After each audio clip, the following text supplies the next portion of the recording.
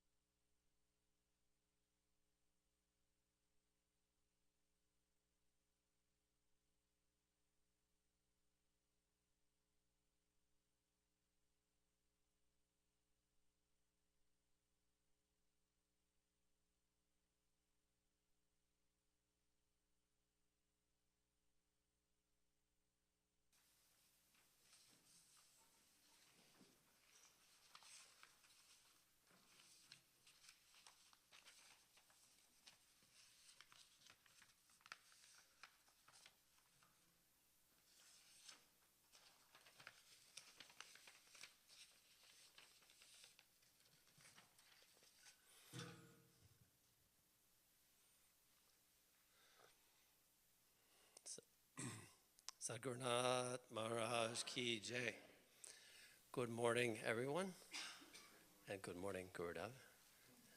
Welcome to Walden. You've been here a few days, but welcome to the program to everyone, and it's great to have you all here, and also welcome all of you who are watching, participating virtually.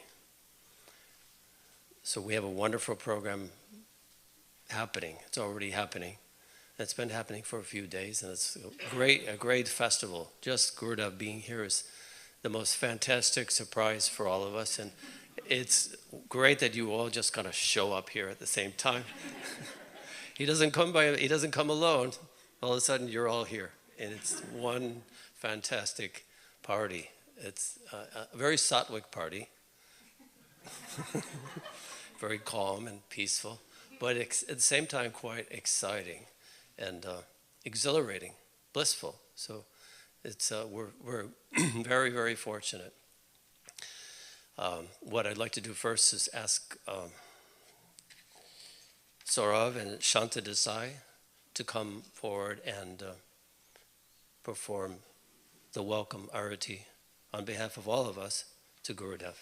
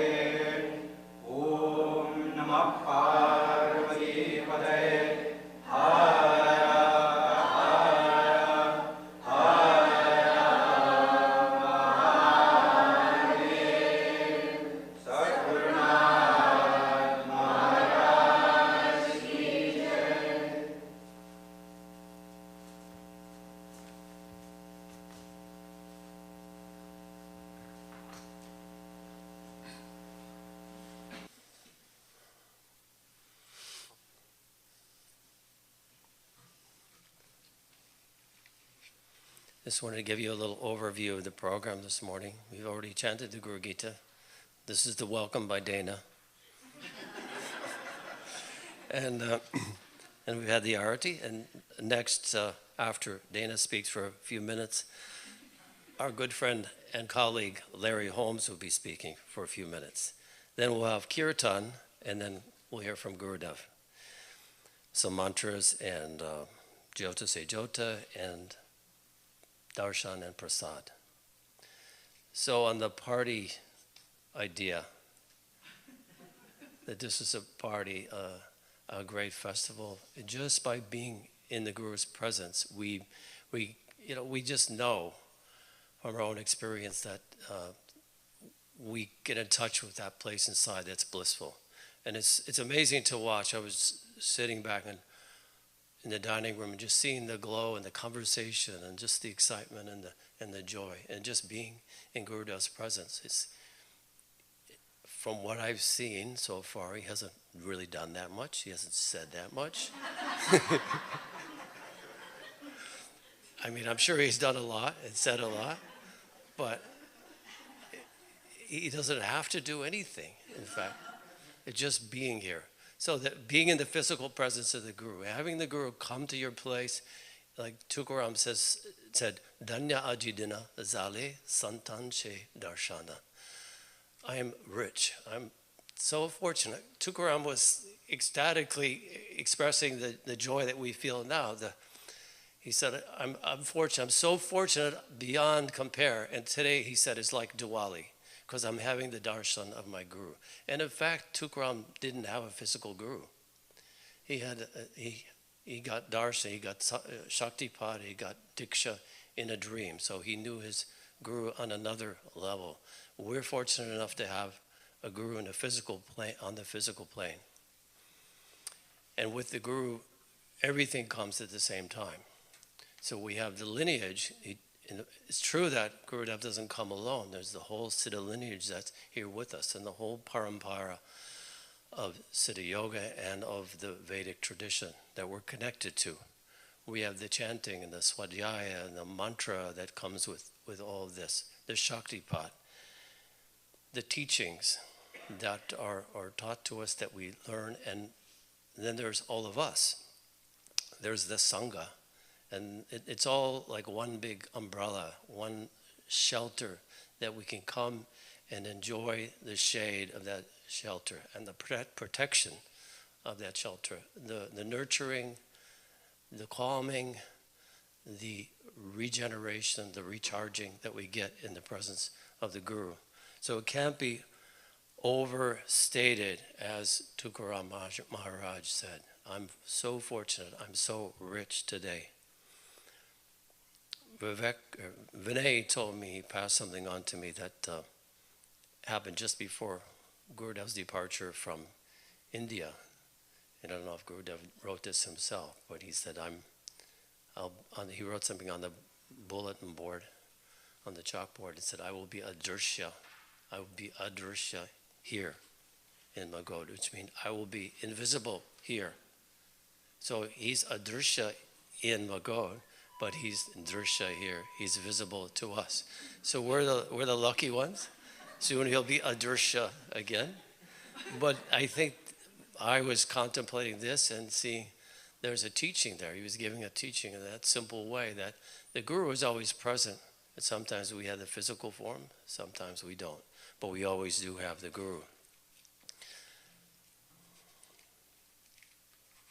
So we can relish that, we can enjoy that, we can remember how much Baba himself enjoyed, relished, and took advantage of his Guru's presence, of his Guru's grace. Baba said, the Guru is our supreme benefactor. He destroys our confusion and shows us our true nature and the purpose of our lives. He helps us to develop love for God and reveals God to us from within. The mystery of the Guru is very great. Just by keeping his company, we can experience God directly. Eknath Maharaj said, O my friend, since I received the lotion of the Guru's grace, I see only God wherever I look. Inside I see God, outside I see God. Whatever I see in this world is only God. This is the power, Baba said, of the Guru's grace. So welcome again, and thank you for becoming Drishya Gurudev to us. And thank you so much for making the long trip and just being here for a short time. So I think I'm one that's planning to take full advantage of his presence, as we always do. And it's wonderful to have you all here. Now we'll hear from our good friend and colleague, Larry.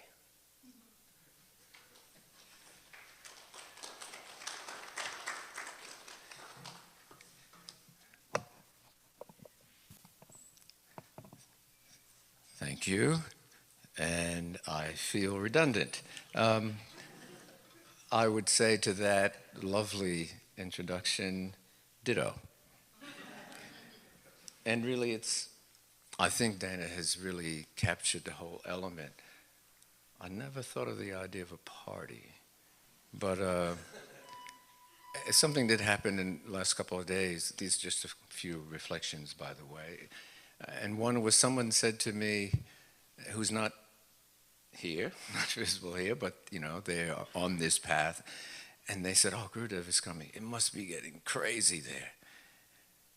And before I said, "Well, yeah, there's a lot of activity," I thought about it, and I said, "Actually, no." I said it's another version of the party, but I said, in a sense, it's getting more normal. You know how today people are talking so much about the new normal, the old normal. I think what the Guru brings is the eternal normal, the only real normal. And if we're just still for a bit, you realize that. You realize, oh, this is normal. You've all just appeared somehow or another. I mean, it is quite stunning. People keep coming in and we go, how did you, where? You're in California, aren't you? And just bang, here are all of you, and all of us are back together, and we're doing this thing that we've been doing. And it's wonderful. And it's because of the Guru. It's because the Guru brings the eternal normal. And it feels so real, unlike some of the fleeting other experiences that we can have. And as wonderful as they might be momentarily, we know at some level they're just going to pass. And as Dana was saying, even as Gurudev is here physically, for this short period of time, even when he goes, he'll still be here. That Guru, that principle will remain with us. And so it's unlike any other kind of party in that sense. And I also thought it was kind of perfect that it's Thanksgiving season. What a beautiful, profound experience of what Thanksgiving is all about. I was scheduled to speak on this day before Gurudev said he was coming, and one of the subject that I picked was contentment and gratitude.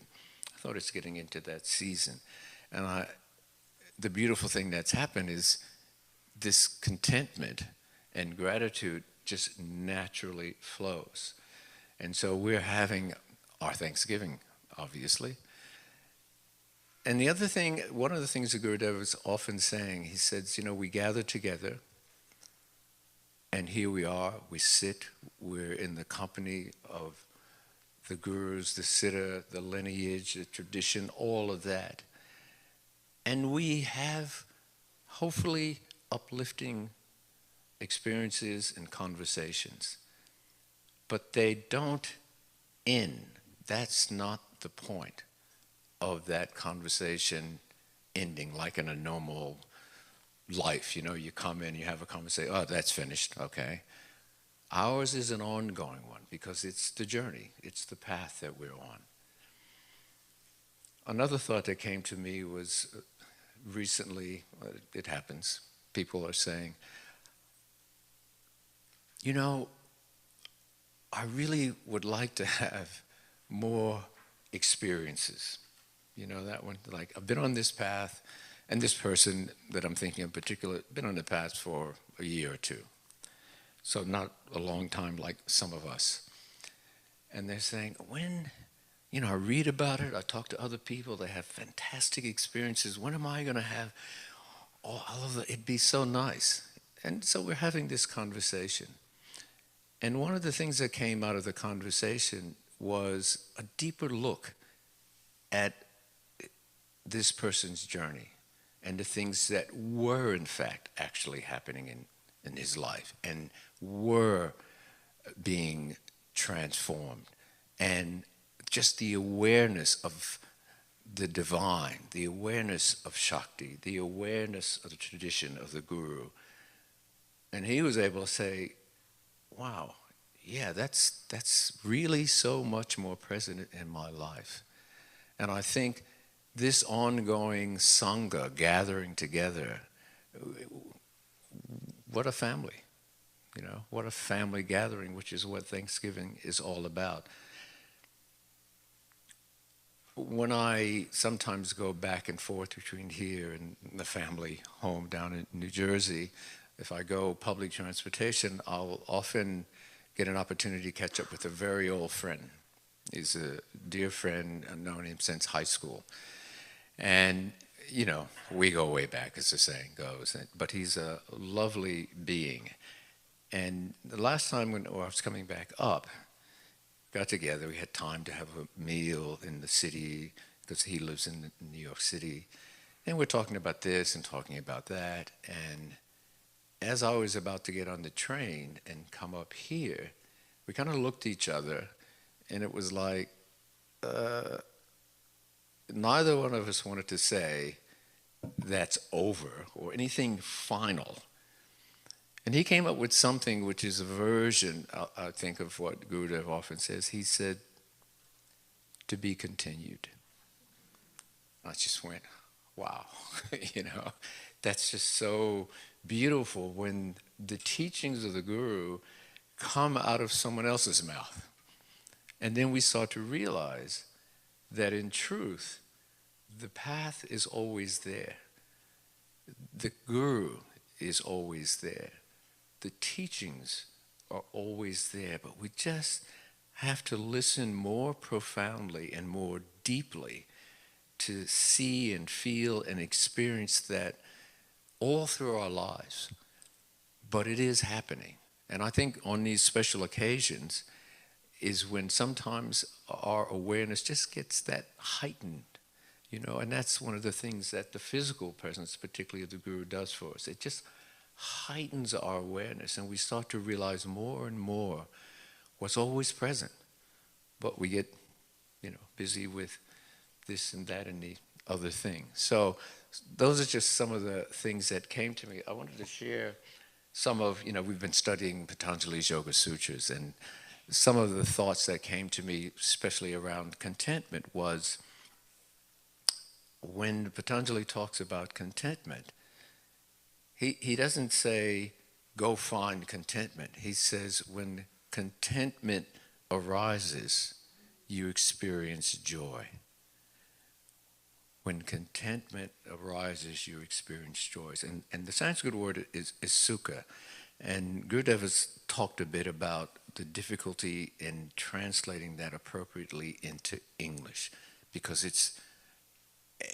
it's hard to find an English word that is as rich as the meaning of that. So while he's here, he may say something about sukha to get us into it. But I thought one of the things in the commentaries that came up about contentment, which I just plucked out of nowhere, anywhere, was how powerful it is, and how it's not like what we think of in terms of just satisfaction, for example, or getting something that's wonderful. Christmas is coming, you get a present, you win the lottery, this happens. That momentary experience, that it's more profound than that. And so I was thinking about that, and I thought, how can we talk about contentment in a way that is about what this path is about? And one of the things Swami Satchidananda says in his commentary is, we get caught in worry so much. We get caught in the difficulty of life and the things that we don't want to be experiencing.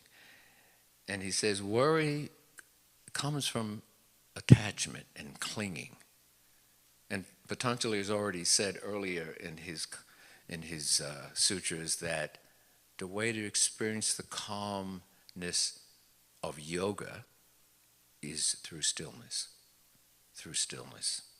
And he knows that that's easy to say, but it's not necessarily that easy to do. So he goes on and gives us a couple of hundred sutras to work it out.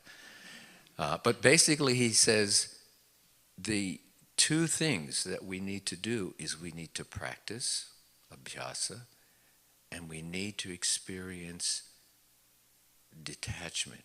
And even that, I hesitate when I say that word, vairagya, detachment, because Practice we know. We chant, we meditate, we can do. It's a physical thing.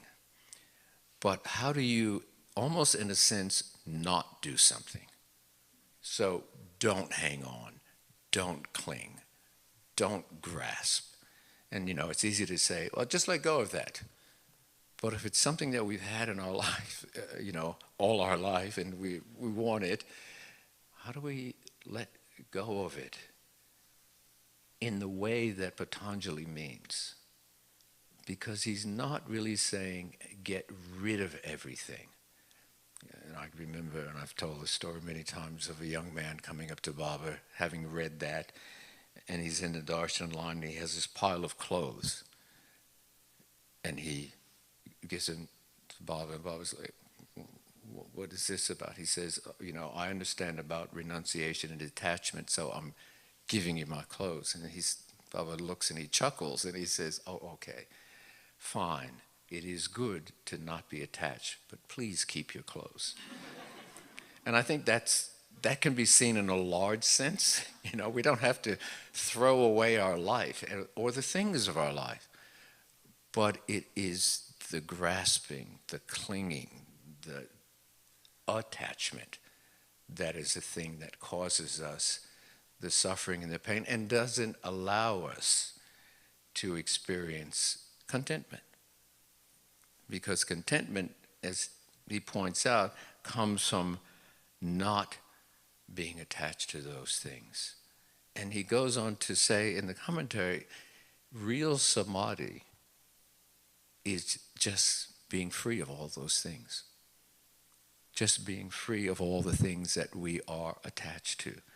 And, we think if I meditate 3-4 hours a day for 15, 20, 30 years, then I'll get there. So we have this fixation on the goal, and we have a plan, and it's a linear, almost kind of plan that if we do that, then we'll get it. And really what the sages, the guru and the sages and the scriptures are saying, is it's more than just an amount of things that we do. It has to be combined with a deeper, truer, right understanding of what the path is genuinely about. And if we can get to that place where we can let go in that way, we can make tremendous progress in a short period of time.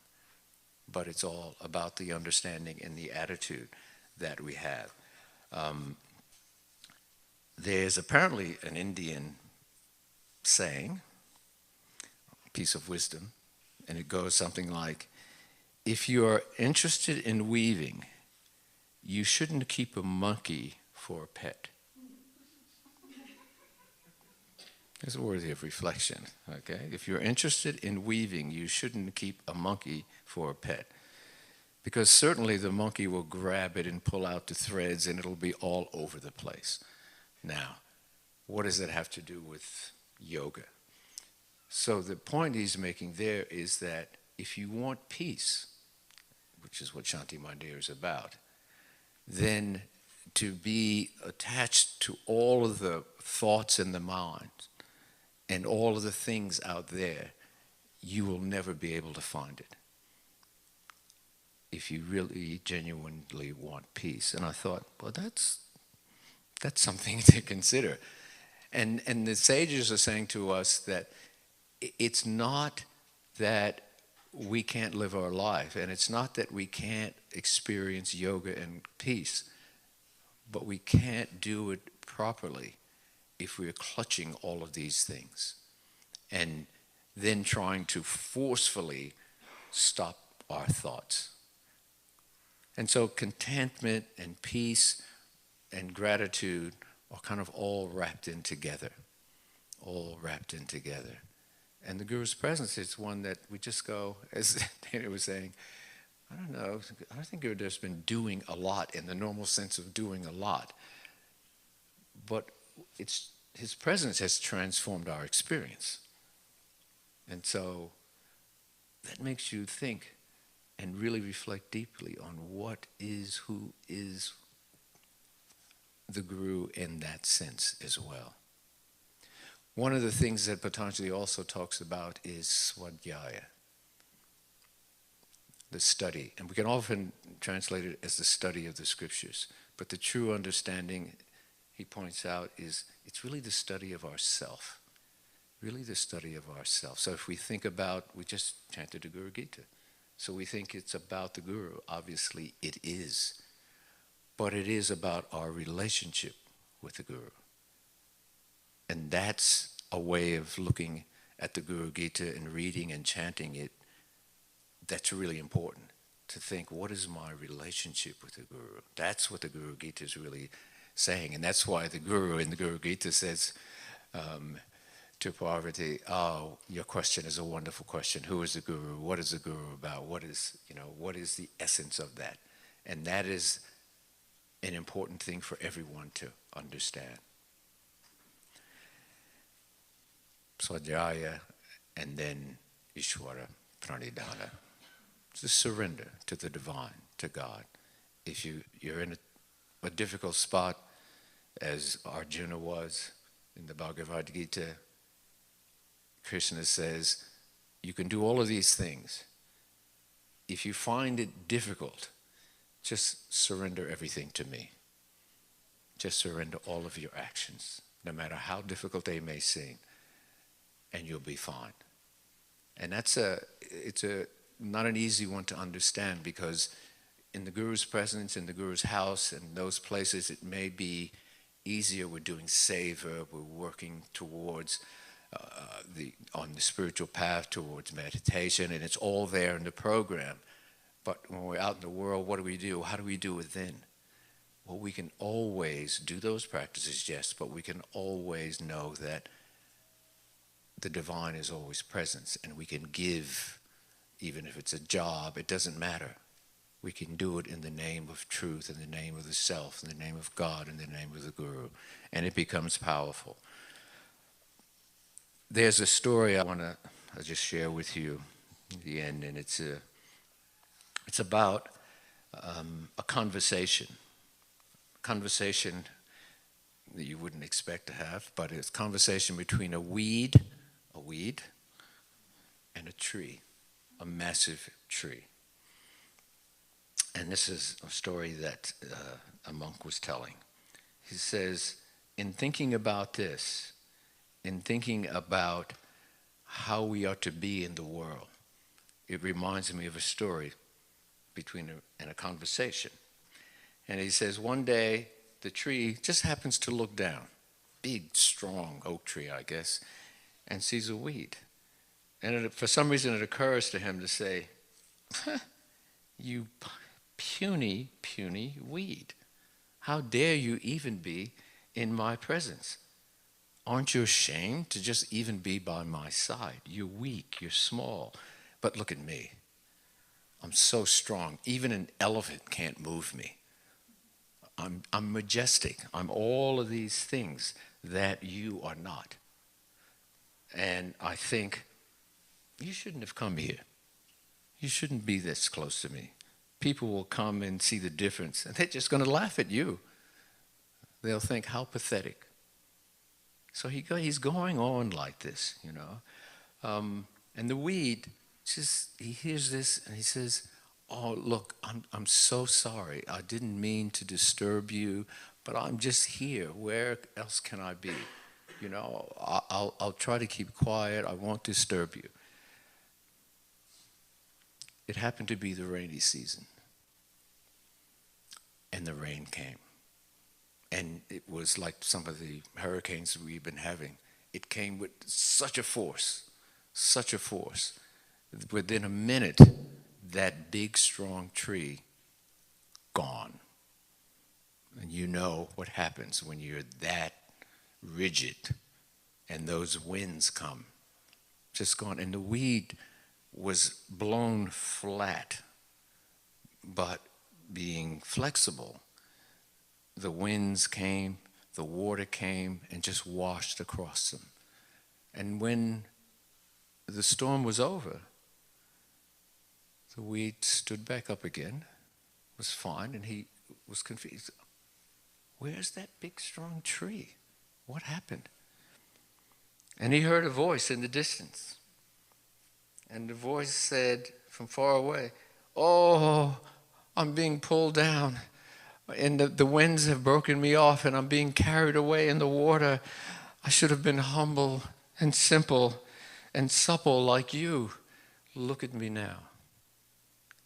And I don't know what that story just made me think that what we're looking for is a way of being strong, but supple, humble, able to go with what's happening, able to flow with the Shakti, the energy, the ups and downs of life. Because if we get too rigid, we won't be able to sustain our journey to where we really want to go. And so strength and suppleness go together.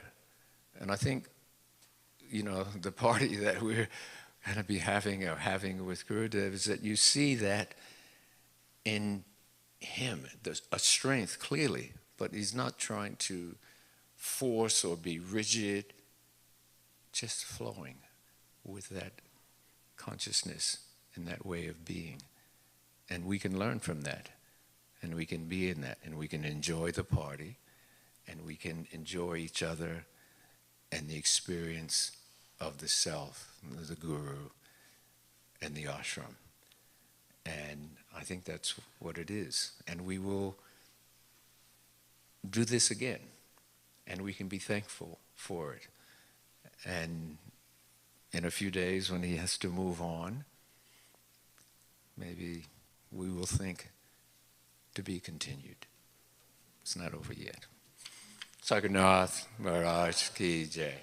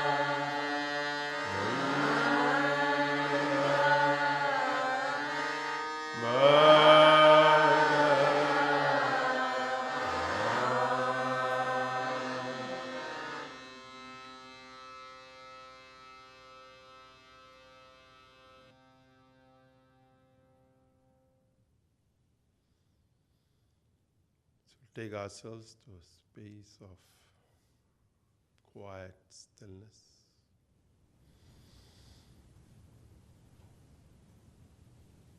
Coming to all of that which we heard in the last few moments.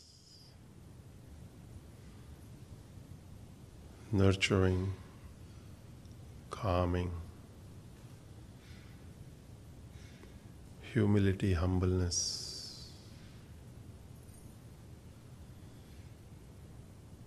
Using the breath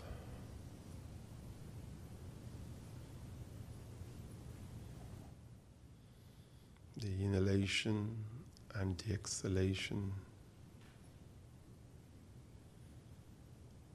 to bring about a calmness in oneself.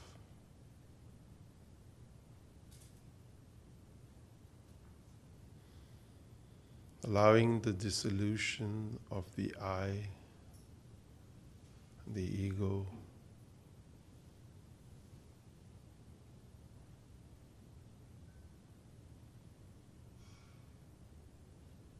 experience the expanse of consciousness.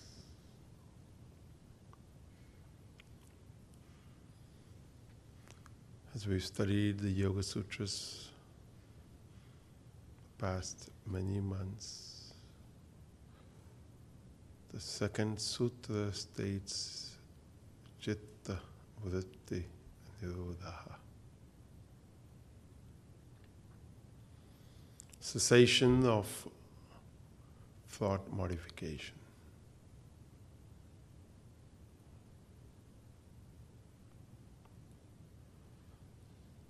So let us come to this experience of stillness, of quiet.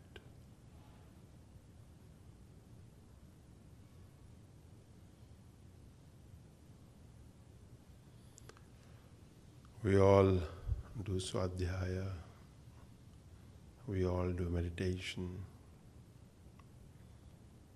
So let us come to this sense or experience of vairagya, of detachment.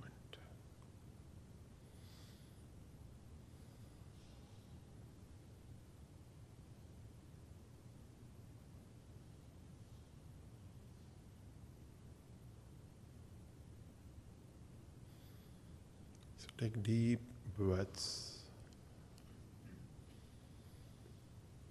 Consciously inhale into as much of the physical form that you can, becoming conscious that as you inhale, expansion takes place. Let go of the limitation, let go of whatever causes the limitation.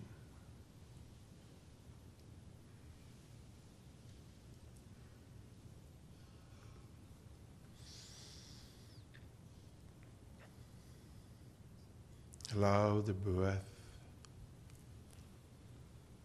to bring stillness and calm.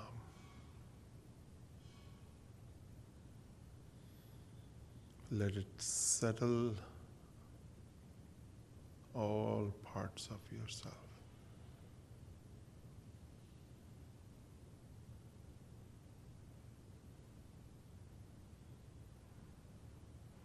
Exhalation will simply be letting go, only so that you can inhale and expand again. Try and make a conscious effort to come to this place of stillness, of quiet, total relaxation.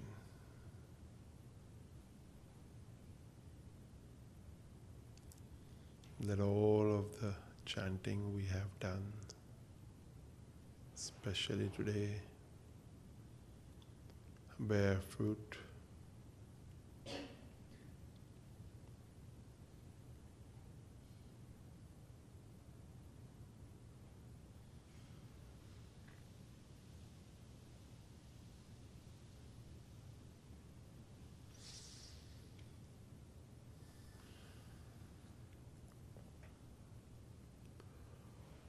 Try and make a conscious effort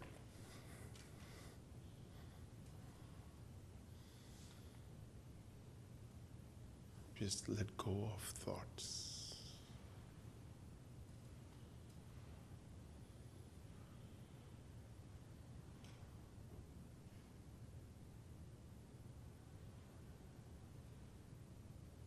Use the mantra hum as you breathe in.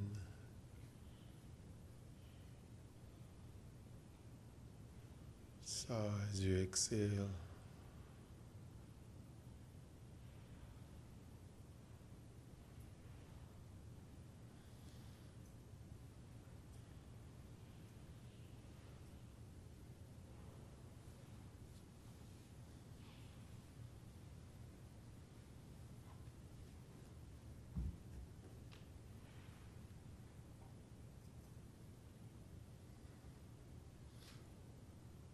Becoming aware of the quiet.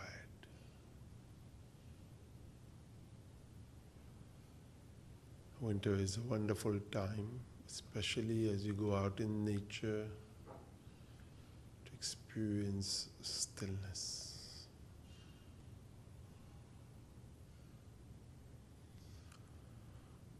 On a beautiful, clear day,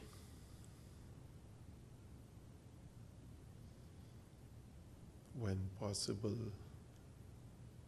find an expanse of nature in which you can go be.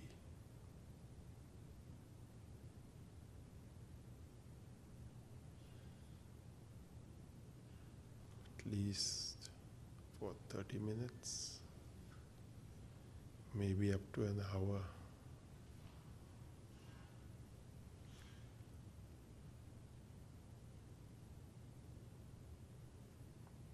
After it has just snowed,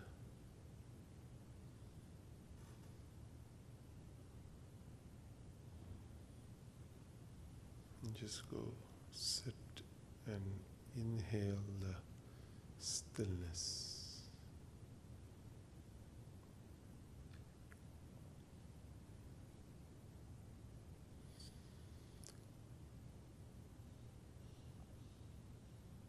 Again, using the breath,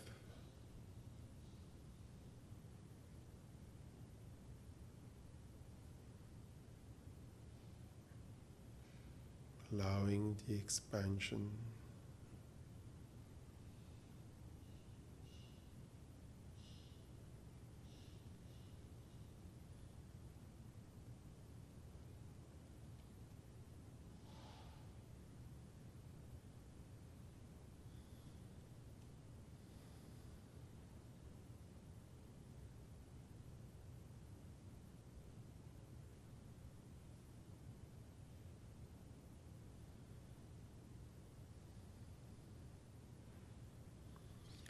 Learn to enjoy the stillness. Learn to experience the calm.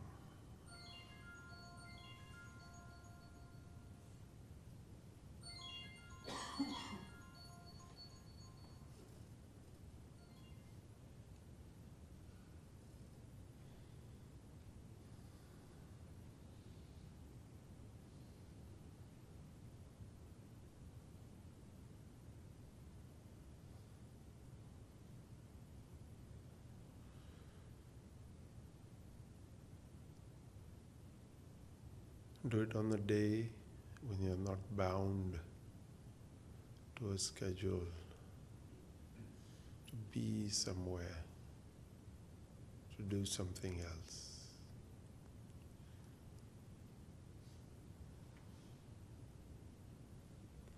Because the mind always hinges on where it has to be at a particular time.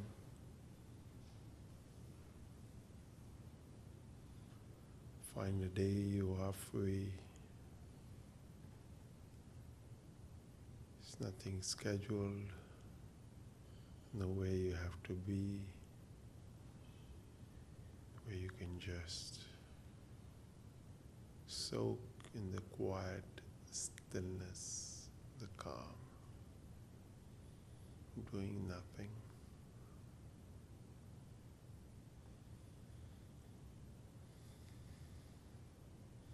Possible, just lay down in that snow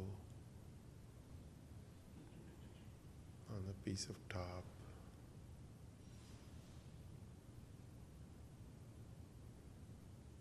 Enjoy expanse.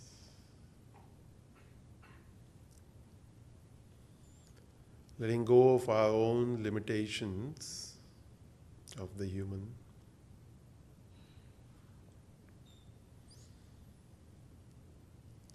Experiencing the vastness of the sky, of the wind.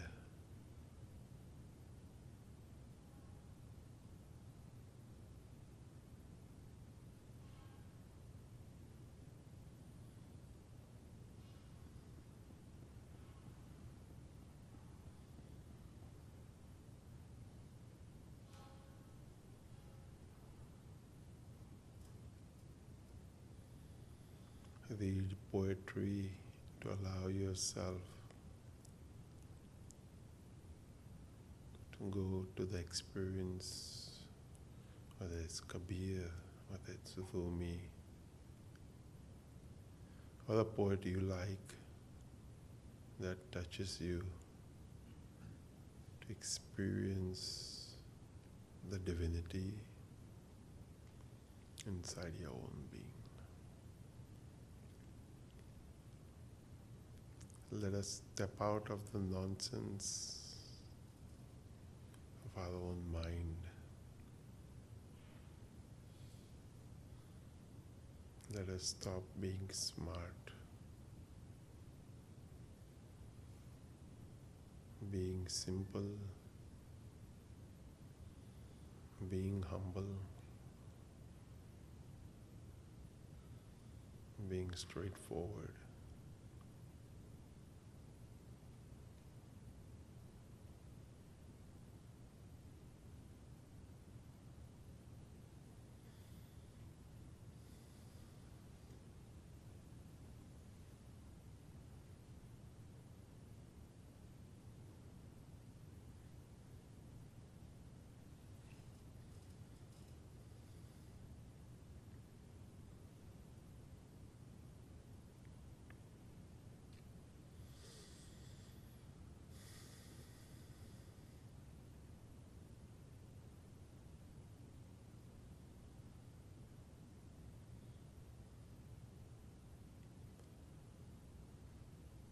Experience of the expanse is just wonderful.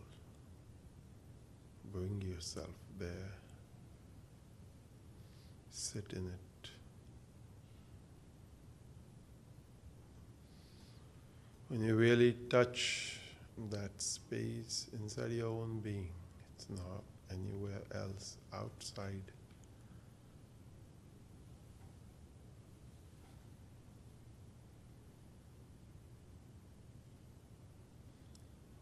Feel the shift in your own awareness. Feel the movement in your own being.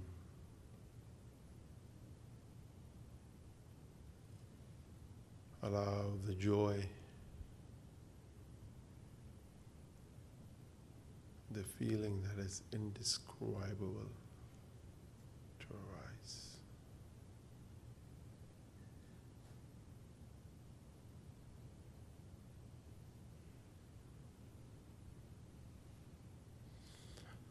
We'll do this next Saturday for the day through our intensive.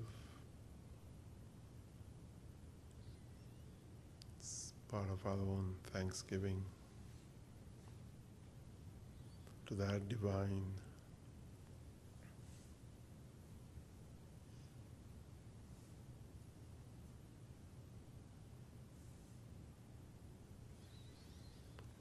which exists always in everything.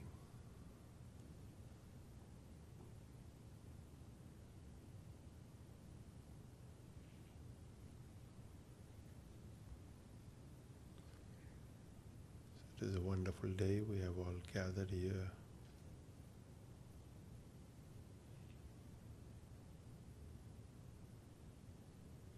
Almost in the spur of the moment.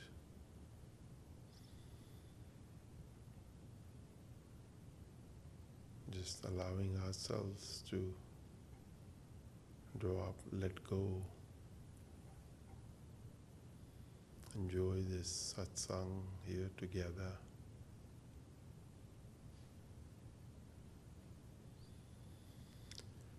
Celebrating that grace, basking in that presence.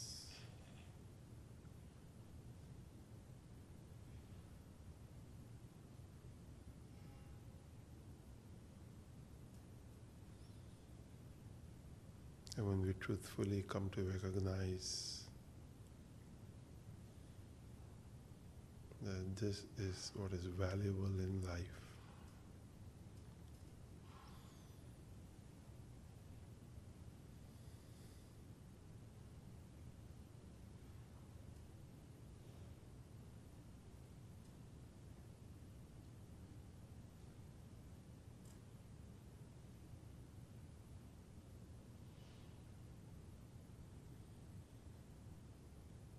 remember to breathe, expand, let go as you exhale.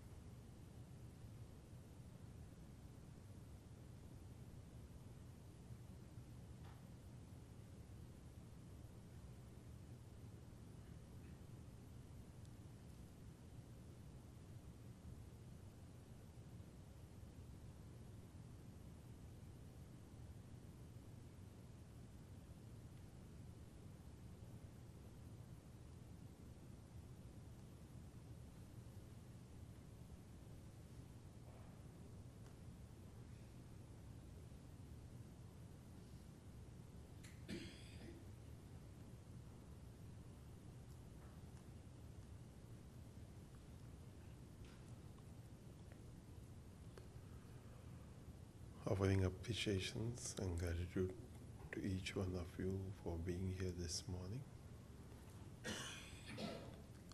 Congratulations to Saurabh and Shanta on their life journey. Special gratitude to Devyani for creating this week, for these days together, allowing ourselves as we go forward. Complete 40 years since Baba Muktananda left his physical form, October of 1982. So as we think of life and the time, and as we go ahead, let us all take the experience deeper, settle into a space of understanding,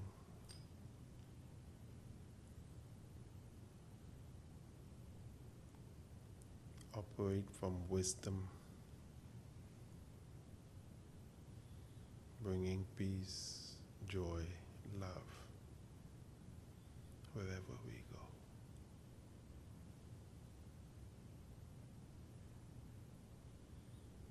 Sukha, as Larry said, being comfortable with ourselves.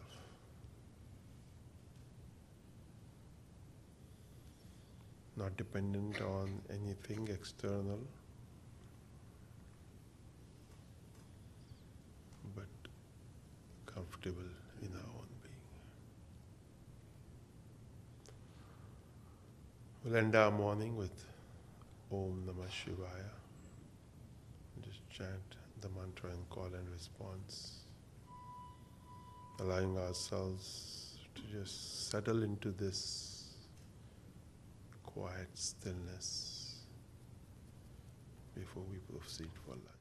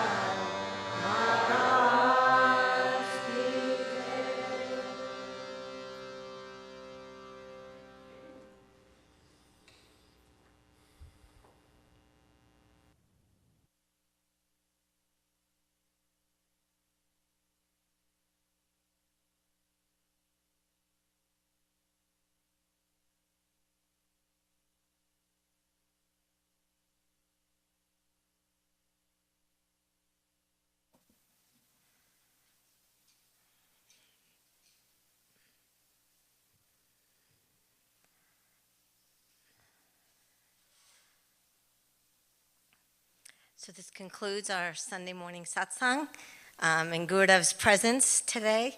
A very, very special one for all of us. And with this visit to Shanti Mandir Walden, this actually concludes, or as Larry said, to be continued, but it concludes 6 weeks of Gurudev's visit and pradakshina, circumambulation to all the Shanti Mandir ashrams. So Shanti Mandir Magod, Shanti Mandir Kankal, Shanti Mandir Ganeshpuri, and Shanti Mandir Walden. So without even if it wasn't planned that way, it certainly manifested that way. And everybody everywhere is very delighted, very joyful, very filled with hearts of gratitude for Gurudev's footsteps and footprints in each of these spaces. So thank you, Gurudev, for fulfilling that for all of us, and especially here as we approach our winter and the cool and the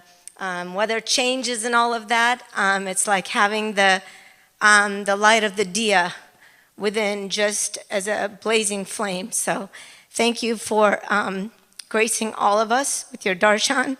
And as we said, it was unexpected, so that's even more bountiful and very, very touching. So what do we have coming up? So this week we'll continue with the daily schedule. So Gurudev will be there in the mornings and in the evenings. So you're welcome to join us for that.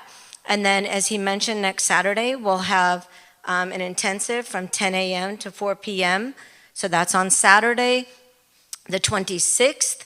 And then on the 27th, we'll have another satsang like this right here. And that will be the one that's to be continued. So that satsang, we'll try to get out of our welcomes and farewells and change it to another more appropriate saying. So that'll be then. And then Gurudev will depart that evening. So Sunday will be our last program here. And then just so everybody's reminded that we do have the December 31st intensive in person here, which will include Gurudev's recorded intensive session. That'll also have his message for the new year. And then that'll go out to everybody virtually on January 2nd. So that'll be the first global intensive of the new year, January 2nd, but in person here at Walden, December 31st. Today, our Vandara is being offered by Sodav and Shanta Desai. And menu for today is aloo gobi, so that's potatoes and cauliflower, dal, rice, gulab jamun, and also ice cream made by Ingrid. So for those of you who know that, that's always a treat as well. And the flavors for today are going to be, because she's always got a different theme, a different plan, and it's always with a lot of thought and a lot of heart. So it's pear caramel, it's chocolate truffle, it's honey, local honey ice cream, and also I think there's a chocolate raspberry or a raspberry ganache. So make sure when you have all of your lunch offering that that you save some space. And also we have our delicious gulab jamun that's always made by Poonam and her mother. And I'm not sure if it's both of them this time or if Poonam. So that continues as well. Also, anyone wishing to begin your holiday gift shopping, go for it. It's all set up. All the new product from India is on display so that you can enjoy and support the ashram in that way, in whichever way you are able to. Everybody is invited to come up for darshan, followed by lunch prasad, and the temple will also be open, so if anyone wishing to go for temple darshan can do that as well. So thank you all, and it's really, really joyous seeing absolutely every single one of you here today, and we look forward to seeing everybody throughout the week and also next weekend. Sadhguru Nath Maharaj Ki Jai.